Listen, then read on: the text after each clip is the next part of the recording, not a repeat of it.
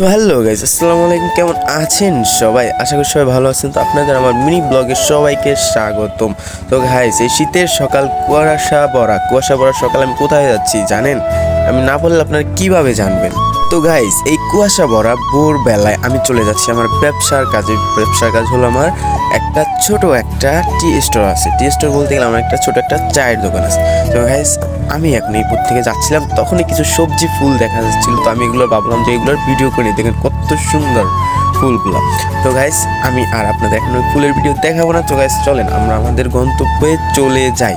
তো গাইস, আমার পাশেই একটা কিন্তু সিম বাগান, মানে সিমলা যে একটা আছে, সিমলা বাগানের ক্ষেত।